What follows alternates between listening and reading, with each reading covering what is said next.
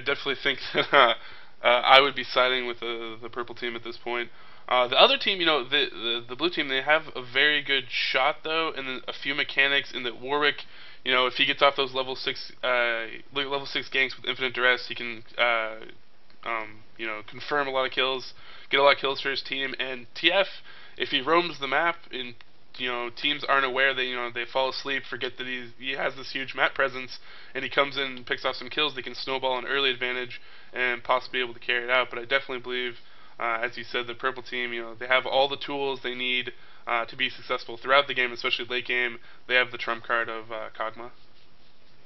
I think the biggest thing about the blue team is if they want to do well, they're going to have to snowball it very hard in lane and with the ganks, with the TF. Vlad is incredibly good in lane, but he has to maintain and sustain and actually bully this Olaf if he can. As for TF, he needs to gank every lane and be very effective early for them to really stand a chance in team fights the way I feel in these mid/late game fights, because this purple team is very scary. Yeah, and there's been a lot of cute little Olaf moves too, where he goes and he'll farm a small camp too before he comes to lane, so he can level up early. I'm interested to see if we see that, or if either one of these teams invade. These team fights actually can play out very well for blue team if it's played right. They do have a Soraka, so if Galio tries to flash in and that clutch silence is there, the team fights can be very different.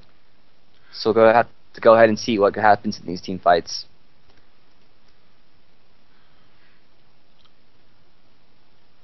And this game will be starting up in 5 seconds for us.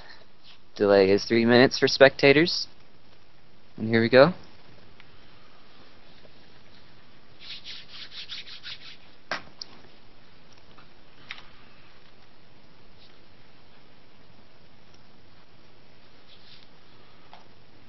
Go ahead, I'm going to see that first team already has 4 skins. I like to call it skin intimidation, where whatever team has more skins, you should have more favorite for, even in a solo queue game. Like, ooh, other team has 3 skins too, and they have that Kog'Maw skin, so I'm pretty intimidated by that one. They do have Legendary Vlad, so yeah, they kind of skins cancel looks out pretty there, equal. 2 legendary skins.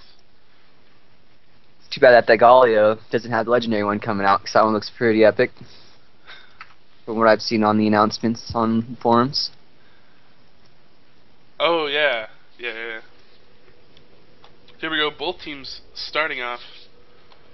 See what they buy and where they decide to go. If both these teams are going to play passive, so the jungle have a gentleman's agreement, or if one of them's going to try to be cute, get an invade, try to get an advantage that way. Looks like they're pinging for maybe a spread out to catch an invasion. Ooh, I can't even really say who would win a level 1 fight. They both have decent level 1s, but looks like it's interesting. What I've noticed is Maokai, their jungler, is actually utility, because he's bought in 4 potions at level 1, so he has gone into extra gold starting off. Just isn't very often you actually see that. But I have actually recently heard of some junglers going utility and running XP Quints and XP in their talents and getting fast 6s, but Maokai 6 is not very important for his ganks, so we'll have to see what he does with this. Yeah, that is a pretty interesting strategy, actually. I've thought about it with other roles. I guess I hadn't thought about it for jungle yet, which is kind of silly, but it makes sense. And Maokai's going to go ahead and start off at his rates. Both teams look like they're just watching their chokes. No one wants to invade. Both pretty scared, just want to start standard. Warwick went ahead and started Longsword Potion. Maokai went Boots 4-pot. And he's also looks like he's going to be starting red as well right after his rates. Minions have spawned. Warwick just going standard route, probably. Wolf's Golem, rates Lizard. Let's see what he does there. Maybe even an invade. But I don't really think Warwick invade is too strong, so he may just play it safe and get his fast 6. Yeah, I imagine Warwick will be just focusing on that fast 6. Because obviously Infinite Duress has a huge presence once he gets level 6. Everybody has to ward out and be prepared for that in lane. Go ahead and check out the rune matchup for top. I actually cannot see if they run MR as a spectator. I'm a bit disappointed. You can't? Nope.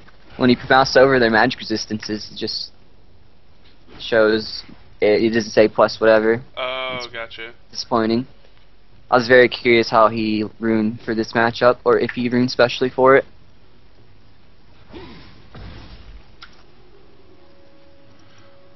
So both enemies just... Oh, we might have Maokai coming in for a gank here on mid. Has that red buff. Has just enough mana for a twist advance if he goes in. Looks like he will be going in. He's opening it up, and Galio is following it up. Red buff is applied. And if there's an ignite, is there ignite? There is no ignite from Galio, because Galio, he does actually have it. That would have been a kill, but he did not ignite. The TF does have his flash down, which is very good. You know, and they could have gone for Spud, but it's fine. The thing about wasting a flash as a mid player is you have to play very differently, especially when a Maokai jungle is in the game. Next gank can be a flash twisted advance, which will be his death in most cases. And he's already chugged 2 pots already, so that's going to limit his sustain. Might have to go back earlier. So very good play early. Again, you know, maybe that Galio didn't have his ignite on Smartcast or something, and that's why it didn't go off in combos. I know some players have trouble with that if they don't put it on Smartcast, but it is important to put all your spells on Smartcast if you're playing. I mean, I assume you play with all Smartcast spells. Everything else I actually don't Smartcast my summoners. I actually have never really gotten used to it, or actually even tried. It's just by habit, what I've never done. I actually Smartcasted very late on skill-wise, and I picked it up very well, but maybe just forgot, man. It happens. I've done it before too, so. Yeah. Gonna go ahead and look at bot lane right now. Looks like this Cogwheel has been poked a little bit more than this Corki. Corki's actually incredibly strong bot lane. Playing as an AP player, going bot lane, leaning against Corki, it makes me very, very upset. Getting Foster Spawn and auto-attacked. Get chunked very, very hard. And Warwick will be checking out mid, looking for a gank. He is out of mana, so there will not be Bulwark to help him out, or even speed to help him get out. But it looks like he will be going back, because he has no ult, so he would be wasting his time in most cases, because Galio does in fact have his flash. But Maokai's going to go ahead and be checking out top. He's very, very pushed against Olaf. Seems he's trying to bully him, which is good, but he looks like he may be in for his death. He does pull and does get twisted advance, and Olaf's going to go ahead and ghost, or actually not ghost. Vladimir ghosted and will be safe, actually. They did not want to go in on that. Yeah, that was a very interesting pool. He still ended up getting caught, so the pool actually didn't get him distance, but he was able to still ghost and get away, because there was no other CC after that. It's actually the worst. Oh, and they are ghosting him, and Olaf's going in. Maokai did in fact stay, and he did pull away to safety. You know, that is really important too. What we saw from Vlad there is that, you know, maybe it was the cooldown on his pool, but he still had he still had a bit of patience there too, to wait out when to pull. Didn't pull too early. It was a common mistake for a lot of newer Vlad players. I even have that problem in some jungles. There's some things Vlad's pool cannot get out of. For example, Nocturne Sphere.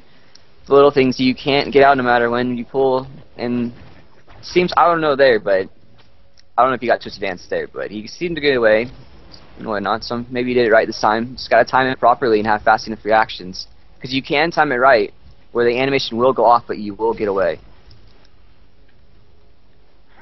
So Warwick just holding the lane till Vlad could get back, get a little bit of extra experience for himself. He is level 5 right now. Maokai only level 4.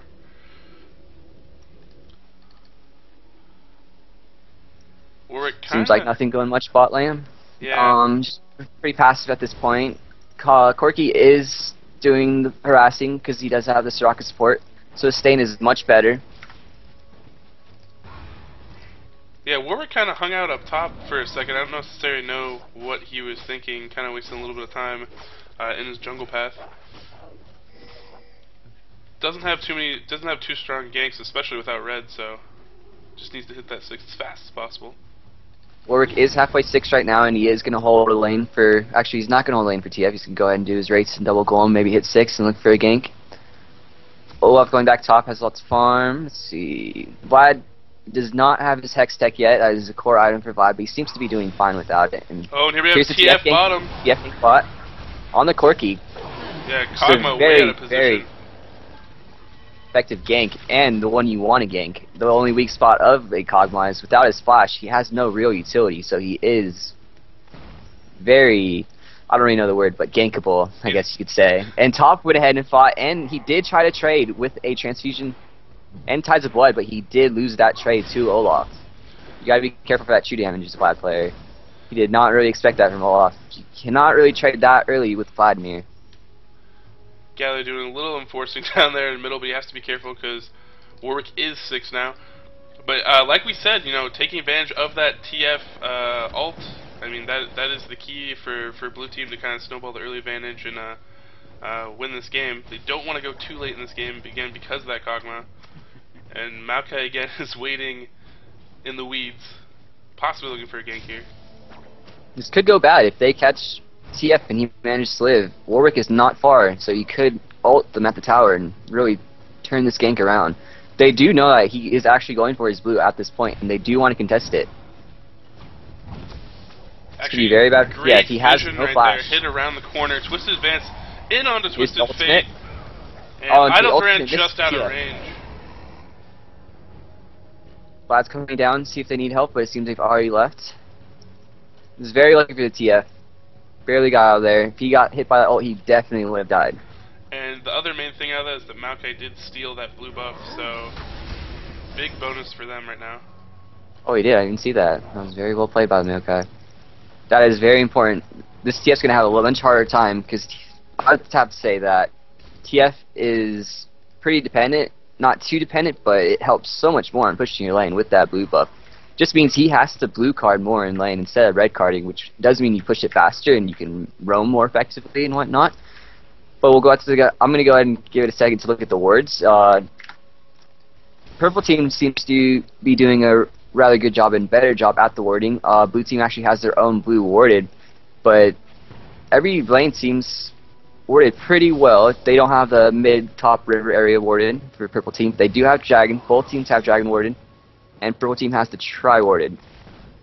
And TF's going to go ahead and be walking down lane looking for a gank, but they do actually have that warded, so he will be going back mid because he did see them back off. That is a good tactic too sometimes, just to, if you have the time to wander in lane, just watch the reaction of the enemy team. If they react right away, you do know where wards are. And it looks like Maokai coming in here possibly for a gank, but he's not going to be able to get in range with the Twisted Advance. Just going to throw Sapperling and back off. Another thing to point out too is you see TF way back from that Sapperling. A lot of Maokais, they only put level 1 into Sapperling. I mean, I know some of them leveled up. I believe Saint Vicious did that a bit in a few games, but just the mental game of throwing out that Sapperling, even though it doesn't do a lot of damage, a lot of players will back way off of it and don't want to take that damage from it. But a lot of times it does almost no damage because it's still level 1 and players still respect it. So it is a good tool for Maokai players. There's enough damage to annoy you, I'll tell you that. As a mid player, if I don't have sustain, I'm not going taking free damage from that at all. Don't want to waste potion. It will still do 80 damage. That is about half potion. And the gank from top with TF is going right now with Maokai's there to defend. So the gank will not be effective or not be successful. And Warwick, it was there for the ult, but he could not actually get it off. But if he did get it off, I'm 90% sure Olaf could have ulted that and just ran away. Yeah, I actually thought he did pop Ragnarok right when TF came in, but TF I think only had a blue card still even when he teleported in, so it didn't really matter. But because of Ragnarok, I feel like it's not a really good lane to gank Olaf, especially in that situation. Even if TF would have had yellow card, it wouldn't have mattered. Yep, it was just the intimidation. He knew he would Ragnaroked it, so he wanted the blue. He wanted the extra mana. He may have needed that extra card. Here's Vlad at top. He's actually having a pretty rough time in lane. I'd probably say it was that death early. He has no lifesteal item yet, but he should have enough on his next buy, for sure. CS-wise, he's doing well. He's actually 13 behind. Yeah, I think, once he gets to 9 and gets that max level in his queue, he probably will sustain a little bit better after he goes back and buys. So, not actually too bad. He's not too far behind, and I think he'll have an easier time possibly going forward. Or have a better chance at least in top lane.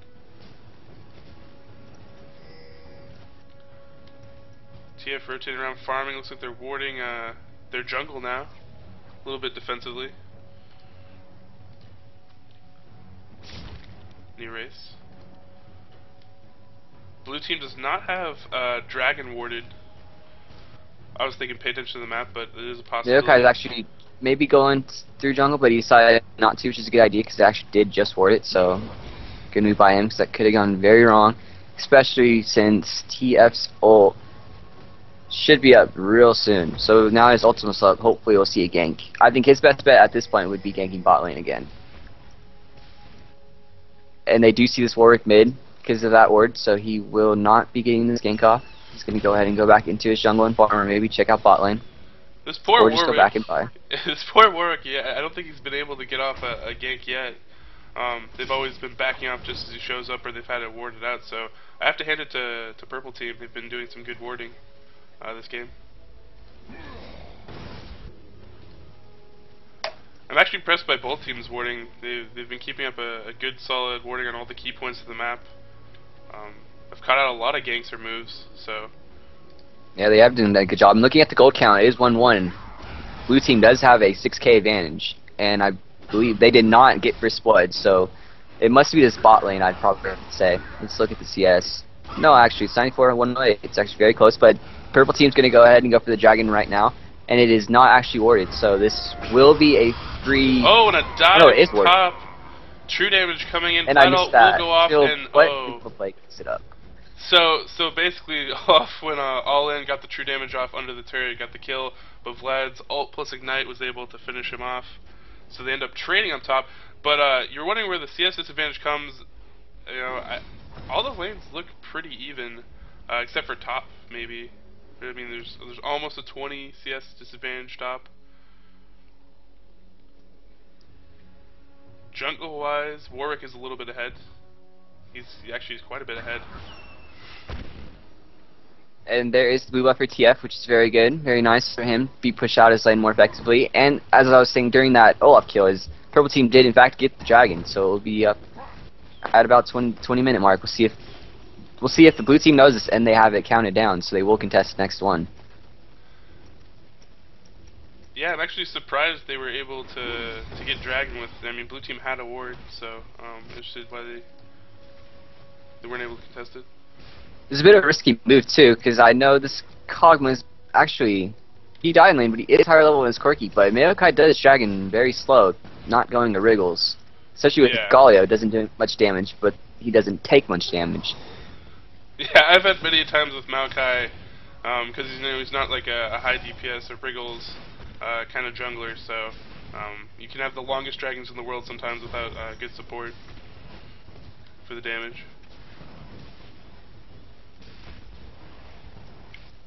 But it did go Will the Ancients as the first item, which is a good move, but oh my god, that true damage from Olaf, it's very, very hard. And Corki actually getting a ton of focus. Soraka actually backing off down bottom here, and the living artillery is coming in. Not gonna see the last one, looks like he's really low on mana. And Warwick now sneaking down, but they will catch that with the Tri-Brush ward.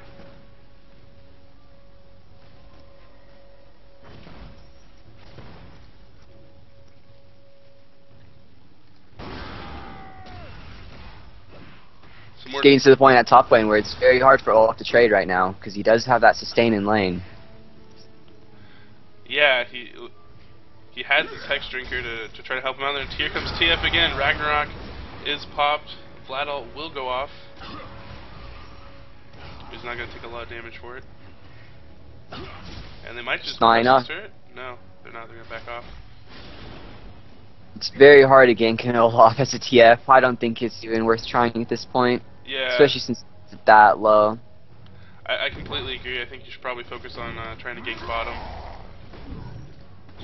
If anything, I mean, it worked early. I think it'd be another good move. They're pretty even bottom. There's no. But he's gonna make up for it right now because he did hide in the brush after going the gank, and he will in fact pick up the kill. But he actually almost died to Olaf. That passive actually does some unsuspected damage. Yeah, that was a good move. You know, that's the crafty move. A lot of times, you see it from junglers. Well, they'll come into lane, they'll pop a flash, and they'll look like they're leaving, but then they'll simply just, you know, just camp it out, come back again when they're unsuspecting. And great play by him, actually.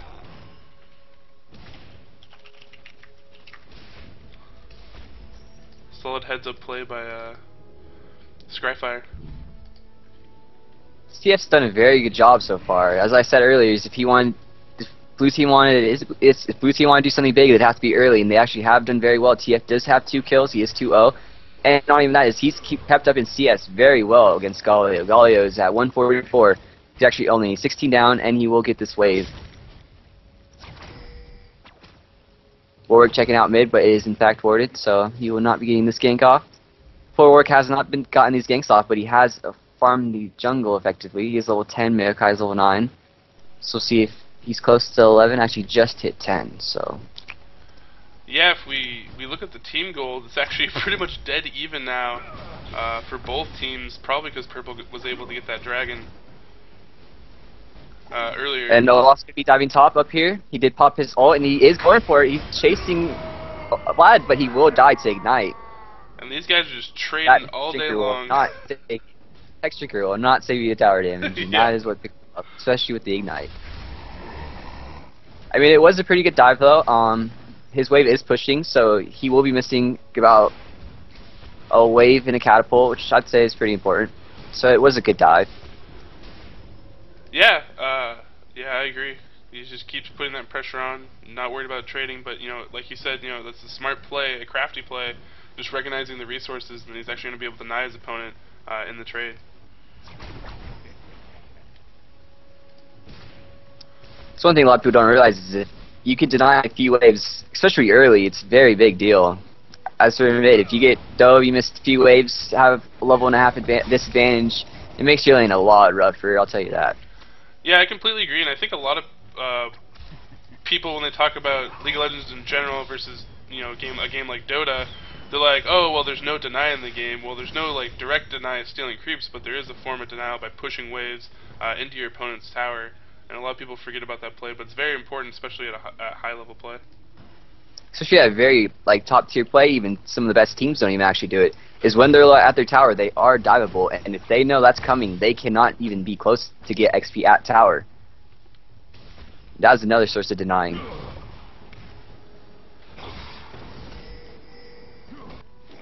Warwick actually has picked up an Oracles right now, and B will be ward sweeping. And so just is Maokai. picked up the Wraith. Oh, and Maokai has one too. They cleared the Blues ward at Dragon, and Dragon has spawned, so both teams know this, and they will be contesting this. This Vlad went ahead and is charging his tides, which is a very good move. It really does make the difference between a bad Vlad and a good Vlad, is you must tide stack really to get your full damage output. So I'm really glad I'm seeing that, because when I don't see a Vlad pre-tide stacking fights, it makes me very upset as a Vlad player. Yeah, Tides of Blood is very important. Increases a lot of his healing regeneration.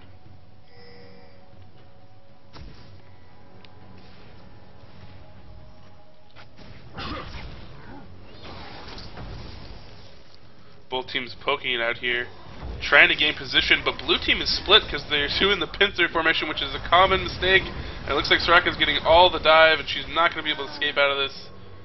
And it looks like Purple might be able to pick up Dragon off of this, probably going to pull it out.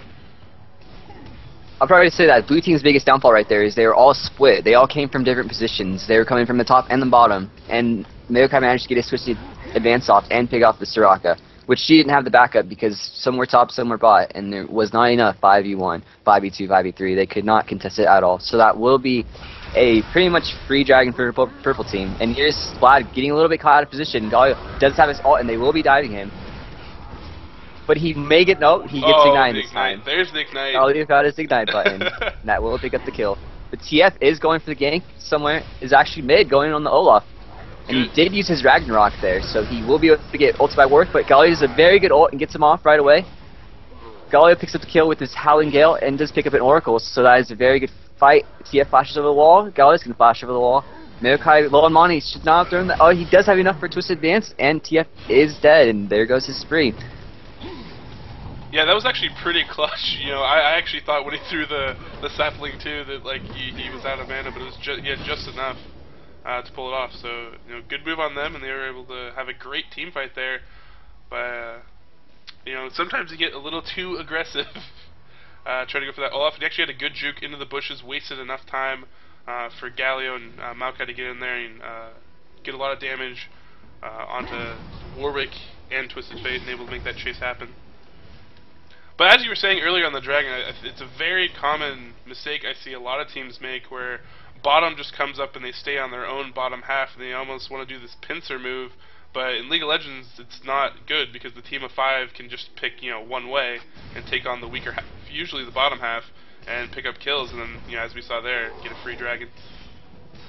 I mean, the scariest thing, too, is against Mayokai. He did not have his Shelias there, and now he has his Shelias. So now that he has it, if they try doing a little bit split pinch move, as you were saying, it's not going to happen. You're not going to get away from this Mayokai, especially with Flash and Shelias. He's going to pick someone off, no matter what. Even if it is Corki, Corki can go ahead and Valkyrie away, but if that Twisted Advance does go off, he's going to get rooted at the end of it, and it will be a very, very far Twisted Advance, but it will catch him. Oh, another trade up top, possibly. They are going to kill each other at the exact same time. These guys just love to kill each other. I always barely catch it at the end. Well, I do too. I was like, oh, they're really close together again, and I look and they're at like 10% health and they just kill each other. I don't really expect it every time, and I check out top lane and then I see them both die at the same time. Yeah, they can't help themselves. Oh. Galio went ahead, ulted and missed the ult mid, and that would have been a kill on TF. Luckily, has that blue buff, so we'll have a little bit of cooldown reduction to quicken that that cooldown.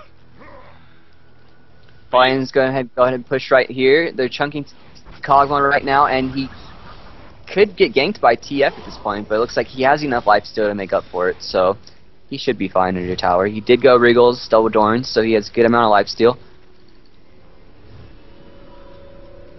Yeah, the Wriggles is a pretty good response for Kog'Maw because it can help him get through that early laning phase where he's not quite good enough. It also gives you a little bit of buff advantage. When you go do Dragon, you have that extra damage from that. He's gonna pick up his finish off a Phantom Dancer, so he's gonna have a lot of attack speed, which will stack really well with his Bio-Arcane Barrage. He does actually have a decent amount of armor as a Kog'Maw. He has Wriggles, which gives 30. And he has 92 armor at this point, so... Yeah, that's legit. I don't know, I think that's pretty high. I'm pretty sure he's running some sort of nice armor room setup. Okay, so I'm just gonna butt in for a second here. I'm the organizer of this tournament. I'm Jackie, and if everybody can just go to the Reddit OP and just go upvote so more people can see it, that'd be fantastic, and you guys can continue casting. Thank you. And thank you, Jackie, for putting on this tournament again for charity, Doctors Without Borders. I believe we have a donation link. Do we have a donation link in the Reddit post? I'm gonna assume we do. No, we do not actually. I'll go put one up right now. All right, awesome. All right, you guys are doing a pretty good job, so continue doing that. All right, thank you very much. And it looks like Olaf was able to get a kill up top without trading, so maybe the tides are turning. Middle turret going down. They indeed are. Warwick's gonna come and check out bot, and it is warded, and they do know he's there. So Warwick has not actually been able to get an effective ult off at this point. But Galio came back bot, see if he didn't go in, but he's not gonna go in. He was there for the counter gank, but nothing actually happened. I like to see that play too. The guy who got the middle turret, he realized he's not going to push it any farther, so he went and rotated, looked for something to happen. And I like to see AP mids, they get in that rotation habit when they have nothing, they don't have any more available creeps to farm or anything like that. They realize their mid's missing, and Exhaust going down to Kog'Maw bottom. Trade, Warwick ghosting in. Looks like he does not have enough for his blood scent to go off. For Kog'Maw is not low enough, which is too bad. He may actually be able to catch that, maybe not though, because Kog'Maw does have his flash.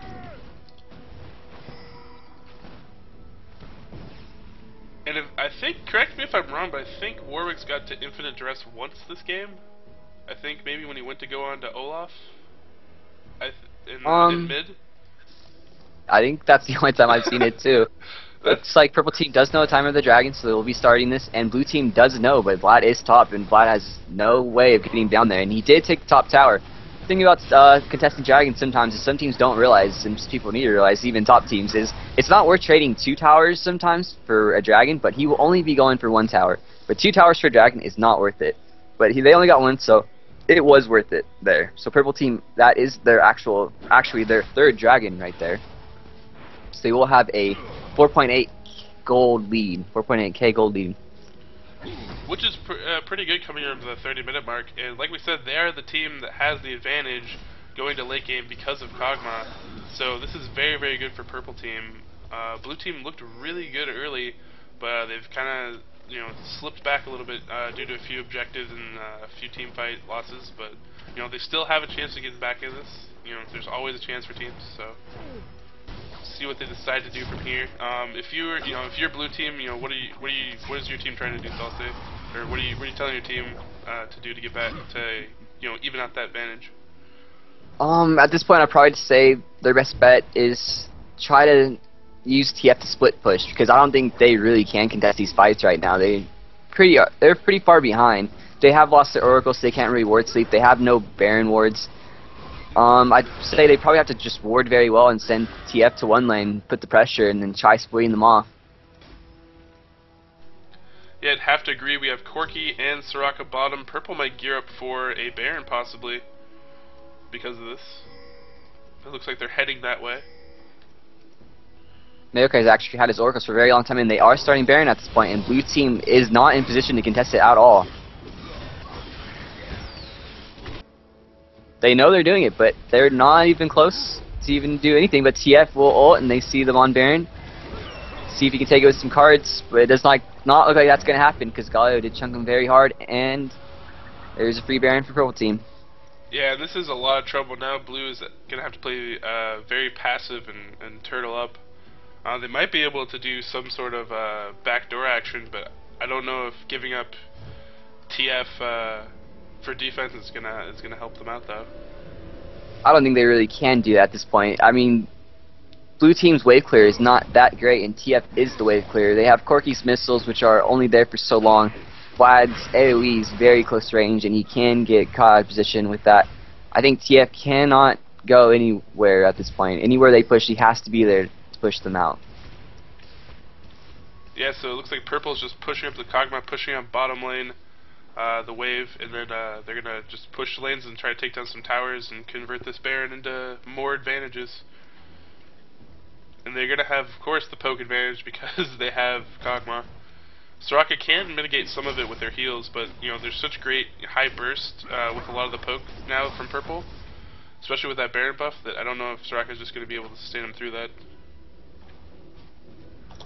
And looks like purple team's gonna go ahead and be pushing mid right now at this point. Keeping the pressure, and TF is there for the wave clear, but he did get hit by Howling Gale, and that did do a lot of damage on him, and Soraka's not there to top him off, so he needs to be very careful. If he gets hit by Howling Gale and a Resolute Smite, he would probably be under half-life, but there is a Soraka heal. Kog'Maw going to go ahead and be poking with Living Artillery, and they will be forcing this tower.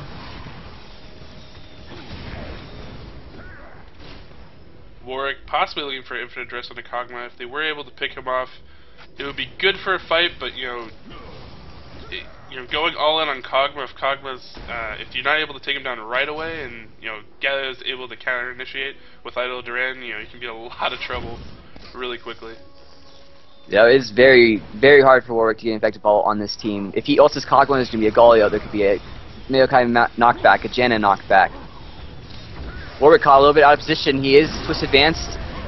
Heal was popped. Galio ulted. Right, and now Vlad's gonna finally fall. Corki's gonna barely be able to escape out of this Ignite, just wearing off. And they should be able to take the space right, but oh my gosh, TF able to pick off with the wild card, killing Kog'Maw. It was actually the big unsuspected damage was the stacked deck, which people don't really realize. Once you have that stacked deck and you hit a card, it does a lot of damage, especially since it has an AP scaling, I believe. Oh, yeah, it actually does. So that is an extra about 300 damage. Yeah, that's pretty clutch, actually. And purple will be like, oh yeah, that's right, we wanted to get an inhibitor out of this. And they need to be careful. Don't give up a double kill here.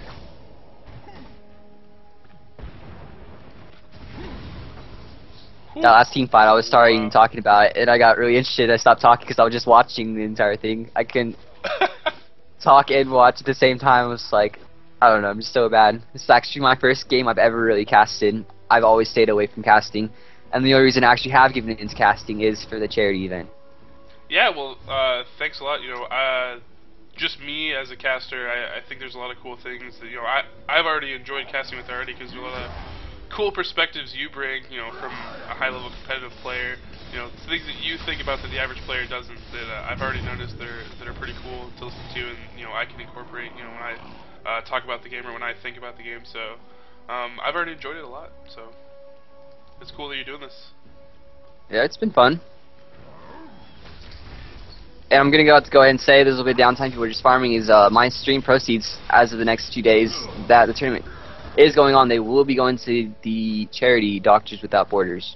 So, which is why if you can bump post, or I think there's a Reddit post and whatnot, if you can bump it, let people know what's going on, that'd be awesome, because there'll be more money for the charity. And this is going to be the 4th dragon, I believe, for the purple team, which will be uncontested once again. Yes, very good job by Purple all game. They've done a great job of controlling the objectives, and obviously they've gotten pretty much every dragon. Got the first Baron, which Baron has worn off. Purple team's actually done a very good job on getting these timers down. They've taken blue, they've gotten 4 dragons, they managed to pick a Baron uncontested. They're really doing a good job on these objectives. And sometimes League is an objective game. I mean, sometimes people just go in team fights and whatnot and nothing really happens, and it's all down to the objectives and the gold advantage, and Purple Team has taken advantage of this, and they do have a 10k gold lead. Which 10k, you know, is quite a bit of gold. We're hitting about 35 minutes. Typically 7k is kind of that magic number where the enemy team, once they go back and buy and turn that into an effective advantage, they have extra defensive item on top of their offensive items, and you really start to notice it and feel it in team fights. The other team's just a lot more tanky, can stay through the fight and put out their damage a lot longer. So 10k advantage is pretty big advantage for Purple Team at this point. Blue Team's going to have to, you know, win some team fights and use that new snowball mechanic that was introduced in this latest patch, possibly, or the rubber band mechanic, I guess, if you will, to try to get back in this game. Which I haven't seen too huge of an effect from this. I don't know if you know, after this recent, I don't know, the patch hasn't been out that long, but if you're in your recent scrims or games, if you've noticed that there's a little bit more of a comeback potential with the recent change to kill streaks and stuff like that, where, you know, you get more gold if you're behind, or if you kill someone that's a higher level, then you get more experience, stuff like that. You actually read about that, but I haven't really noticed too big of a difference, but I'm sure it's there. I just haven't played enough this patch, I believe. But they are grouping up for the team fight, and the Soraka is going to get caught out of position, and she will get picked off and instantly die. And there is Australia, so they will be chasing this, and Galio does have his flash up, so his flash is not up, barely not up, but TF is caught out of position, and he will get away. Actually, they're diving him, but he will teleport out to safety, so he'll be fine. And I think they lost 2 oracles there, because Soraka had an oracle as well, and so did Warwick. So that's 800 gold that was lost there. When you're behind, that's definitely something you don't want to have happen. That is their 3rd oracle, if he had one too. And they do know the Baron timer, and they will be starting it real soon. And their Warwick will not be up for another 25, so if it spawns right now, which it did, it will be uncontested. And if it is, it's 5v4. I mean, this is, you know, their timing. I mean, this is some really serious play from this team. I'm actually really impressed, you know, how well they've set up for a lot of these buffs and objectives and stuff like that. I mean, they're always there on time. Maokai has the sapling down on the dot. You know, they're ready. Even after that team fight, they knew probably they wanted to try to roam into the enemy's jungle and, you know, try to pick someone off. And it's working out very well for them. TF just trying to poke on Kog'Maw. He did get his poke off, and he did do 50% life, but he is caught out of position a little bit and did have to burn his flash. He is past the tower, and he did get dove by Maokai. But Maokai is caught in fast position as well, and he will have to flash out. What I was also going to say is, when I had time, is I don't really see this Kog'Maw unless caught in really bad position like he almost was dying. I really don't. They have a Olaf to pop his ult Ragnarok Ghost and chase any of their DPS he chooses. They have Gallia's Bulwark. They have his ult. They have Janna Knockback, Janna Shield. I just think it's just too much pressure on the other team's DPS to really just burn the Cogmine. If it is one of them that does kill the Cogmine, it's going to have to be this TF, and it's going to have to be a clutch gold card, or with that Lich Bane and stack deck and just really chunk them in 25% life and have to be followed up with maybe a Hemoplague Ignite or something, because at this point, I just really don't see Cogmine dying in these team fights. Yeah, I don't. His damage output is so great that, you know, he can really just pick the closest target. He's going to kill him in 5 shots about, and he just has to do that and keep cleaning up. It's a very tough proposition to dive Cogman at this point. It's almost like they need an Olaf to go in there and deal with him. I'm going to go ahead and look at some items right now, since actually Purple Team is going to group mid right now with their Baron buff. Maybe go for the push to the win.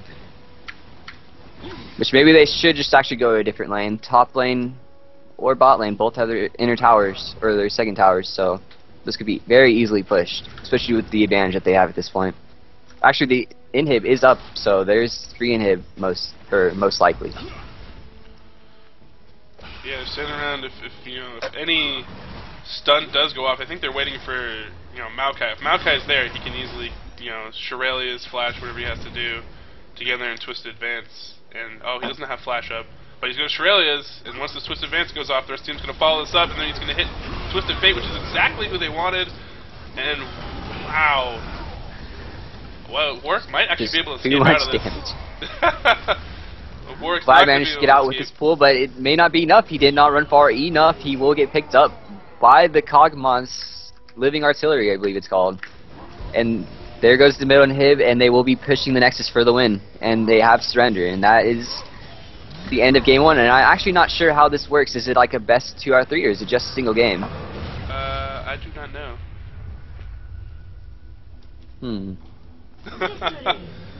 I have no idea either. We'll have to ask him. Yeah, we will.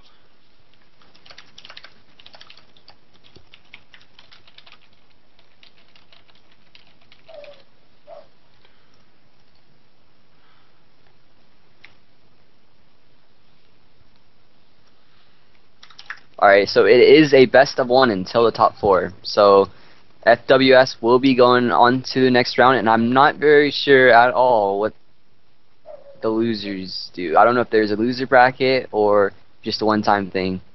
We'll find that out too.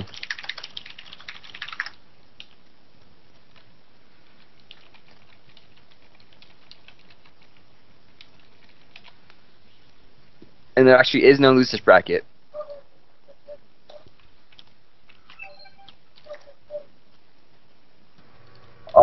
So yes, yeah, it is the best of 1.